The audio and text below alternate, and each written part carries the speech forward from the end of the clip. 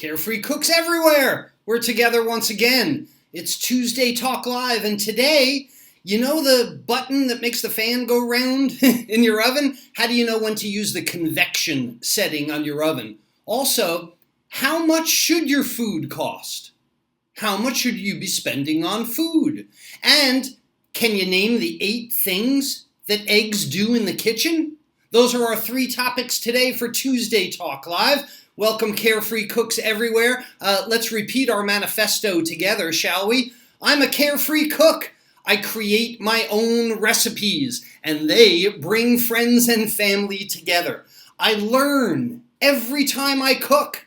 I define my own cooking style. I practice pro cooking methods, and I love my cooking. That's a carefree cook. We don't follow other people's written instructions. We're not interested in recipes. We want to make our own way, our own path. We have our own journey toward greatness and enjoyment in cooking. And if everyone could be as excited about food and cooking as we carefree cooks are, I think the world would be a better place. What? You're not a carefree cook? You don't feel that you're a carefree cook yet? Well, let me tell you how you can be one. You can get my guide to carefree cooking. This is the best way to start your path. The 5 forks to carefree cooking will let you decide whether you're going to go this way toward carefree cooking or whether you're going that way, away from, and you'll be able to identify it. Go to webcookingclasses.com and you can get the 5 Forks Guide to Carefree Cooking. So let me ask you, because this is asked of me so often lately, what is the deal with that button on your oven that says convection? When should I use the convection setting? When should I use the regular setting? What does this even mean? Is the oven going to hover above the ground? It's convecting. What's this all about, Chef Todd? I get these questions very often.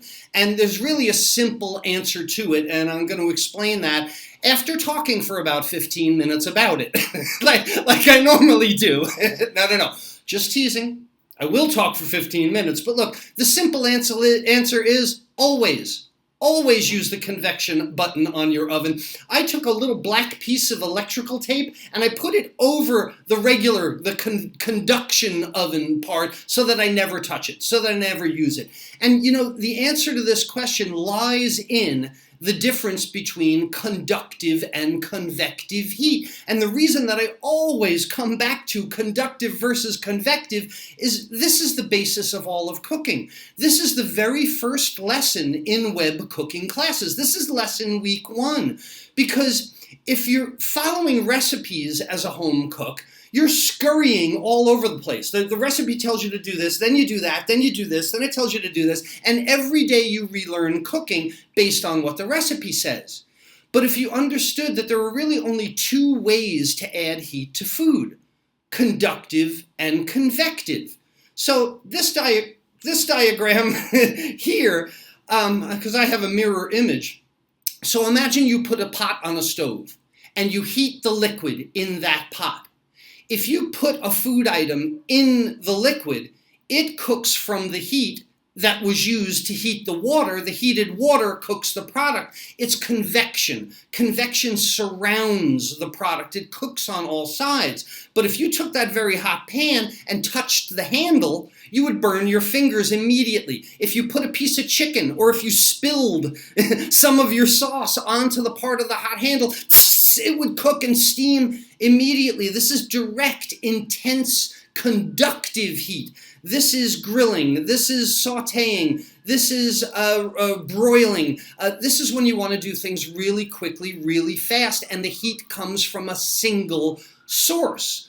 So whether you should put your convection fan on in your oven is a desire whether you want the heat coming from a single source radiator. And this is the best analogy that I can make about this. Do you remember this back in the day? Your home was heated by a radiator, right? And it sat in the corner of the room. Hot water ran through it and the radiator got hot. And really only that part of the room that was near the radiator would you be warm. If the radiator was across the room, you were cold and the radiator was warm, right?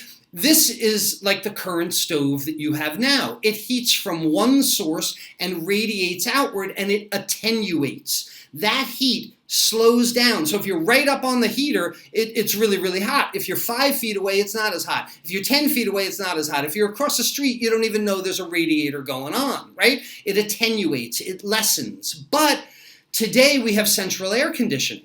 We have whole house heating, and there is a single source in the attic or in the yard that blows the hot air all over the house. It covers every single bit of it, so you don't have to be standing next to the radiator just to feel warmth. And if you apply this idea to whether you should push the convection button on your stove or not, this is the difference between having the heat come solely from the bottom deck of your oven. And have you ever baked chocolate chip cookies that were burnt on the bottom and they were raw on top? This is why your chocolate chip cookies are burned on the bottom. If you put 2 or 3 racks of chocolate chip cookies in your oven, this is why the ones on the bottom cook differently than the ones on the top. But as soon as you turn that fan on, as soon as you begin a convective cooking process, heating air that is distributed evenly, that then cooks and heats the product, that's what you want to use. That's what you want to do. This is why things cook so much more evenly under convective cooking, because the heat is spread out more evenly. You know, again, it's a difference. Let's take another food analogy. Say we take a hot piece of bread out of the toaster and you put a pat of butter on it and you let it sit in the middle of the bread, and that butter is slowly going to melt and it's going to seep into the bread. Where's the only part of that bread that you're going to taste the butter? Right in the middle, or right next to the radiator. But as soon as you take out a knife and you spread that butter all over the place, then you get a bite of butter in every bit of bread. Ah, a bite of butter in every bit of bread, he said. Yeah. So, convection versus conduction in your oven, always use that fan. Unless you're broiling, right? Unless you want. But they even have convection roast. So you can turn your broiler on and still kick on the fan. Take a piece of electrical tape, put it over the knob that is regular button, and always use your convection button. That's the answer to that question. Always. Always is the answer. The next thing we wanted to talk about is, what should your grocery budget be? I get this question a lot, and there's a lot of discussion about how much I spent on a certain food item. People post in our Carefree Cooks community, I got this for $2 a pound, or they're having a sale on this, or whatever it might be. And then I get people that tell me that they can't go to the farmer's market because the farmer's market is so expensive. Here in my neighborhood in downtown Baltimore, there's constant urban renewal going on, but we're going to lose our local grocery store. If you saw the grocery store that I shop at, it's called Eddie's. It's a tiny little grocery store. I mean, it is not a mega shop. It's in the middle of a downtown. Well, because of development, we're losing our Eddie's. And there was a discussion of what kind of grocery store would go in there. Well, the rates are going up. So people are now talking about Whole Foods and Trader Joe's and Mom's Markets. And with each of these examples in my community here in Baltimore, it amazed me that everyone said, oh, Trader Joe's is too expensive. Oh, Mom's is too expensive. Oh, Harris Teeter is too expensive. Is there any food that's not expensive? I mean, seriously, food is expensive these days. It is shocking when you think back. It would be $5 a bag when you left the store. Then it was $10. Then it was $20. I mean, now it's $20 to $30 to $40 a bag when you leave the grocery store, right? Almost no matter what you put in there. So what's appropriate? And this is a question asked of me so often. And in any research that you do, you look at the Board of Economics, you look at the USDA, things like that, they generally answer this as a percentage of your salary, of a percentage of your overall income. But I think that there's a lot more leeway in that, actually, because there's an ethical attitude that comes with it. Because your grocery money supports some things. But look, I'm not getting on that soapbox. I'm a chef, okay? All I care about is whether you cook or not. No matter at what level, it doesn't matter to me. As long as you're cooking at home. That's my prime thing. I want home cooks to cook better and better. So I make no judgments about where you buy your food or anything like that. But you might start to wonder, my dollar does vote. And if that matters to you, that at least would be a thought about what kind of food that you buy.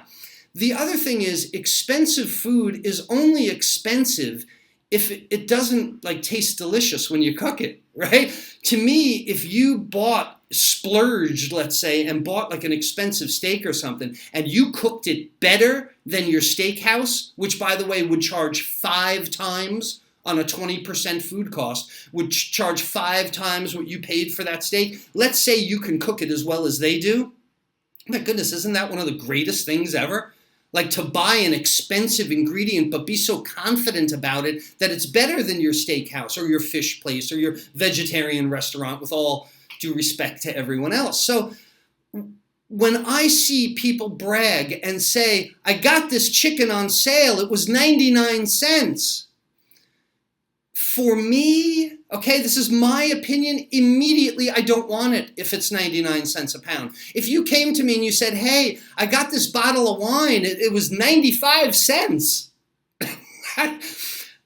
No, I don't care how cheap it is. I'm not drinking 95 cent a bottle of wine. Everybody has a sliding scale somewhere, okay? Everybody has a point at which it is expensive enough to think it's of quality, but not too expensive that it's outside my budget. So this is the decision that you have to make. Would you buy a 95 cent bottle of wine just because it's 95 cents? Or would you think there's a level at which I want a $5 bottle of wine, or 10, or maybe you're a person that thinks wine isn't any good until it's $40 a bottle, or maybe you're not even concerned about the cost of it at all. In that, you know where the grapes were picked. You know the farmer. You know the brand. You remember it from childhood, that there is a reason that it makes it more important to you. But, I mean, if you're really looking for, I'm ruining things. If you're really looking for an idea of how much things should and shouldn't cost, I used to pose this question to my culinary students in culinary school all the time. If you say I found chicken for 95 cents a pound, 99 cents a pound, I used to say to my culinary students, okay, here's the deal. I'm going to give you a chicken, a little baby chicken. You need to raise it for 4 months. Then, you need to slaughter it, pluck the feathers, viscerate, cut into pieces, put it on a styrofoam tray, wrap it in plastic, put the little pad that absorbs the blood underneath, put it on a truck, refrigerate it, make sure that it stays safe, ship it off to the store, make sure the store gets it. All these things. I'm going to give you this chick right here. I'm going to give you this chick. I want you to do this for 4 to 5 months now. At the end, how much do you want me to pay you? I say, because today at 95, 99 cents a pound for your chicken, I'm going to give you about $2.50 for doing that for 4 months. And invariably they would say to me, oh man, only $2.50 to raise that chicken for 4 months and slaughter it and get it to the store and all that kind of stuff, let alone feed it a good grain and treat it well and all these other things. No, man, I'd want at least $50. And I say, okay, culinary school student, then your chicken is going to be $125 a pound, There's a give and take here. So unless you want to raise the chicken yourself, which a lot of people do, and good for them, if you are working on a budget, I say that what you spend on your food should be one of the greatest costs that you have in your house. This is my personal opinion. I would not seek out, and I do not seek out, the cheapest food. I don't seek out the most expensive either, but like the 95 cent bottle of wine, the food that I buy, I generally know where it came from. I generally know what it's about. I'm comfortable with it, but price is not the main motivator that I buy my food. If it is for you, that's good. But ask yourself 2 or 3 more questions. And if it's still price, if price is still the most important thing for your food for you, then that's your personal opinion. That's great. But I think if you ask yourself a few more questions of what you sacrifice by getting such a low-priced food item, you might start putting a little bit more money on your plate. You might start saying, where can I cut to buy better food? And like I said before, because your cooking is so fantastically fantastic, you don't mind buying more expensive ingredients because it'll always come out better. But the answer to that question, and all these economists and so on, they say 6%. 6% of your overall income should go to grocery store food that you bring home and cook. Ironically, the same people say that 5% should go to dining out.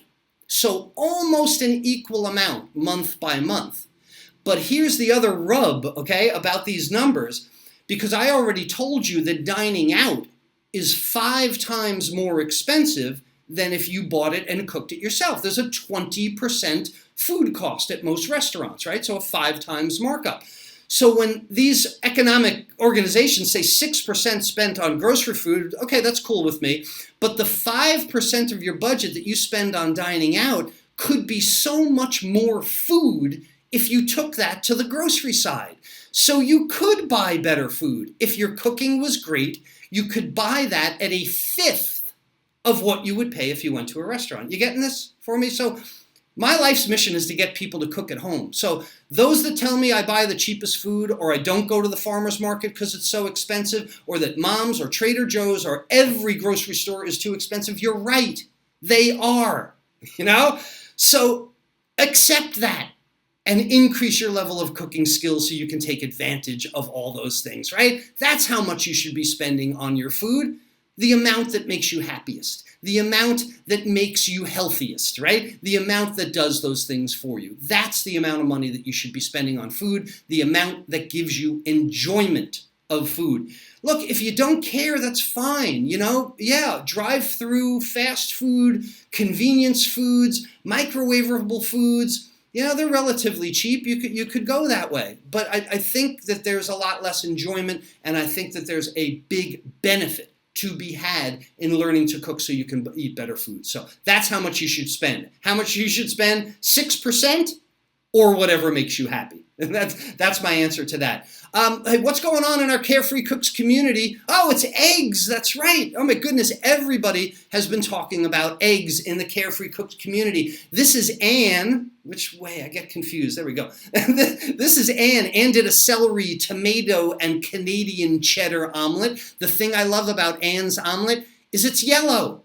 This is a pet peeve of mine. Omelets should not be brown. You're not controlling the heat well enough if you're caramelizing sugars in the egg. So omelets, to me, not brown. But of course, someone will argue that, yes, that crispy, I love the crispy part. That's good. Again, good for you. But when I teach it in culinary college, brown on an omelet is a fail. Her omelet is fantastic because it is not brown. That's great. Don put together this asparagus, onion, mushroom, pepper, cheddar omelet, folded over so beautifully, really nice. Man, that is great. And one of the things about eggs are that they do test your ability to control heat.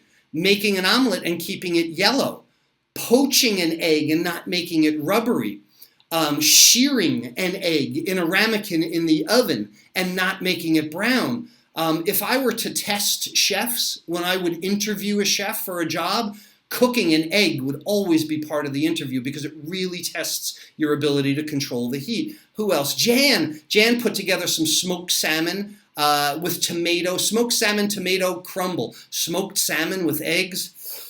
Yeah, we're creative. We're Carefree Cooks. Hey, Jan, was there a recipe for that? No, there was no recipe for that. That's what Jan felt like eating, and because she knows how to cook eggs, she went ahead and did it. Anne loves herself a good egg tomato sandwich. Beautifully fried eggs, right? No crispiness around the outside. Beautiful white albumin. These people are killing it with the eggs. Good controlling of the heat. Look at Jason. Jason's making a French omelet. And again, just presented beautifully. The contrast of shapes and colors, the yellow of it, our Carefree Cooks are just killing it because there's 2 egg episodes in lessons in web cooking classes. There's a custard lesson in web cooking classes, and I think there's a breakfast as well. So there's a lot of chance to get involved with eggs there. Michael is doing a little cross-cultural thing. He made himself a salsa verde and did a fried egg with salsa verde on top, and he actually There we go.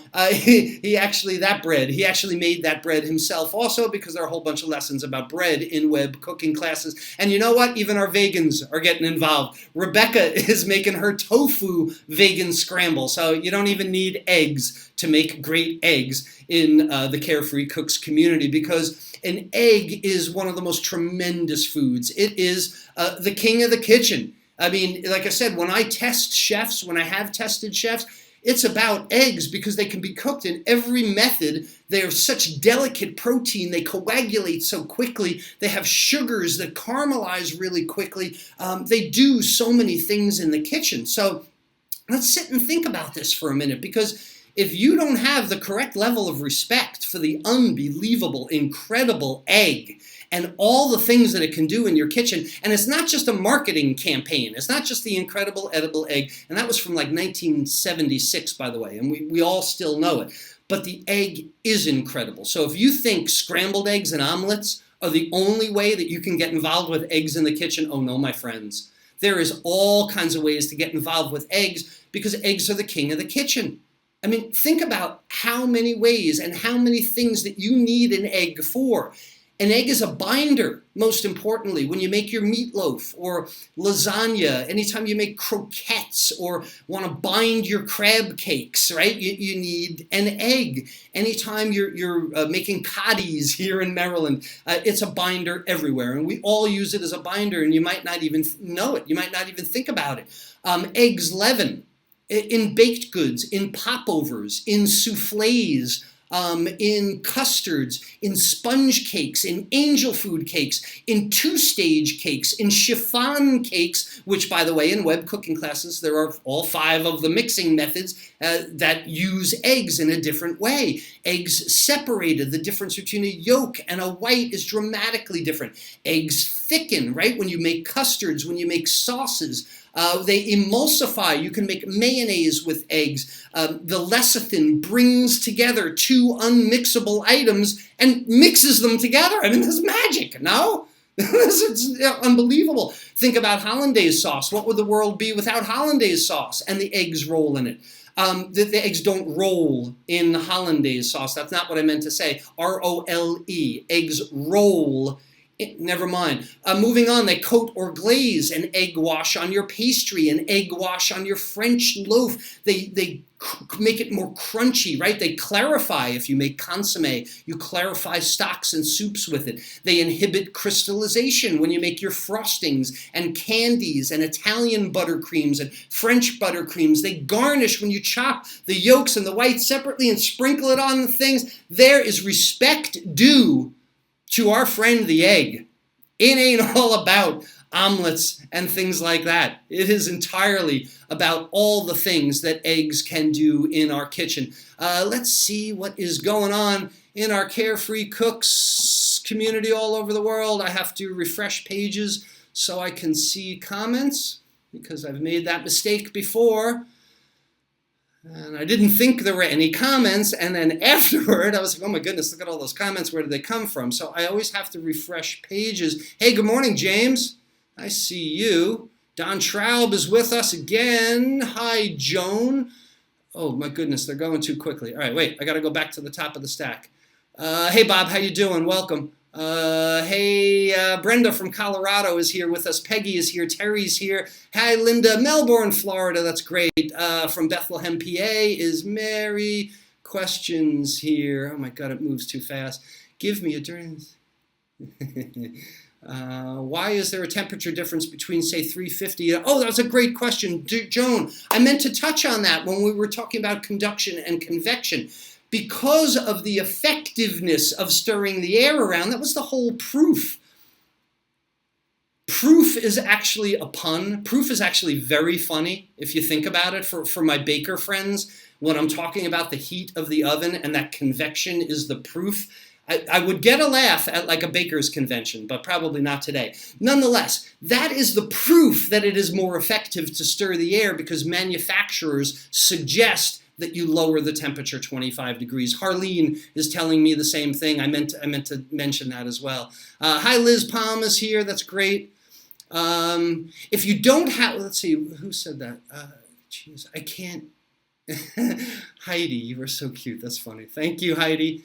Does convection cook faster? It only cooks faster in that, Brenda is asking, in that it makes the heat more effective that way. Terry is saying she wishes she had a convection oven. You know what you can do, Terry, is you open the oven and you get one of those old bellows things that they used for it. No, I'm only kidding. Don't ever open the oven while things are cooking. Yeah, it's more effective. It sure is. One of the ways that you can help more even cooking if you have a conductive element in the bottom of your oven is move things from the top rack to the bottom rack, from the bottom to the top, spin it side to side, things like that. But it doesn't help to open the oven that much. You lose 75 degrees of temperature on average, Fahrenheit, when you open it up. I remember when you could fill the back of a pickup truck for $150. I don't remember what I was talking about then, Maria. That's a non sequitur to me now. Fill the back of a pickup truck with what?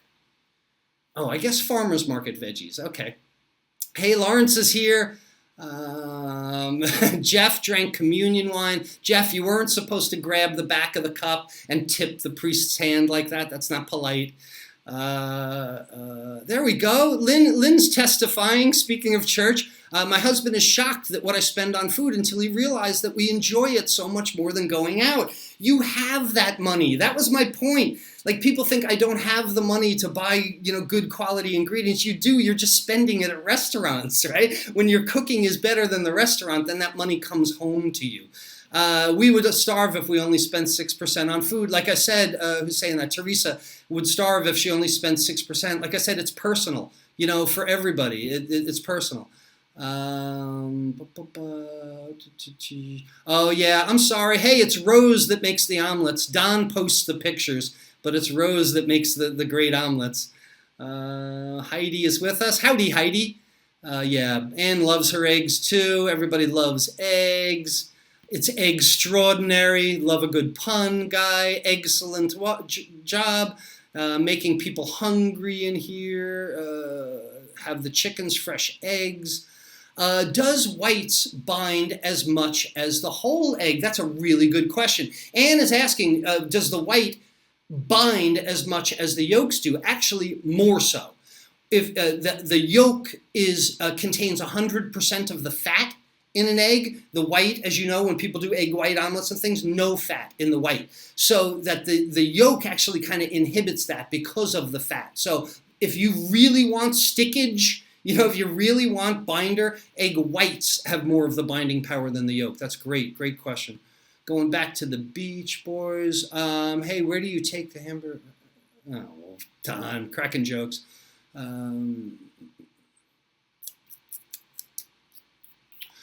Somebody's asking about bread. Nancy uses my 18, 10, and 2 bread ratio. Again, it's not a recipe, it's a formula, but it's a ratio. 18, 10, and 2. She's substituting bread flour, it looks like, instead of AP flour. Does it change the ratio? It doesn't change the ratio, but it'll give you a chewier bread, considering the same mixing times and the same amount of moisture.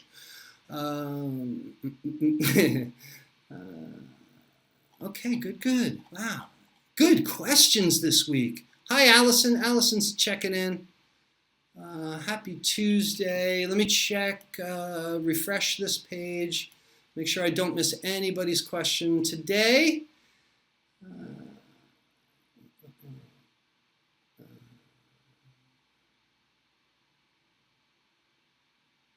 I'm allergic to eggs. Oh, groceries. A pickup truck full of groceries. I got you. I got you, Maria. Maria or Marla. I'm sorry, I can't. The Facebook font. Good. I think we've got everybody here. That's nice. A Guy, how do you use fennel? God, so many different ways. You can use it like dill, with the sprigs as an herb, fresh or dried. You can cut the bulbs, saute it a little bit like onion. You can simmer or poach it in liquid, make a vegetable stock. You can julienne it, put it in salads and slaw. Anything that you can do to anything that looks like fennel, you can also do to fennel. So, hey, thanks so much, everybody, for being with us on Tuesday Talk Live again. this week. I will see you next Tuesday when we will be discussing all the things that have to do with becoming fantastic carefree cooks and being in our community of carefree cooking, exploring our cooking, and using the convection button on our ovens, and making sure that we respect the egg and spending as much on the food as we are happy to spend. We'll see you next Tuesday. Bye, everyone. Help me further my life's mission of empowering home cooks all over the world with the secrets behind cooking that are taught in culinary school. How can you help me? Well, spread the word. First, subscribe with the button to your right so you get the new videos right away. Then leave a comment below. Tell me what you think and share the video with your friends. And if you like this one, well, there are a few more to your right here you're going to find even more useful, because it's not what you cook, it's how you cook that makes all the difference.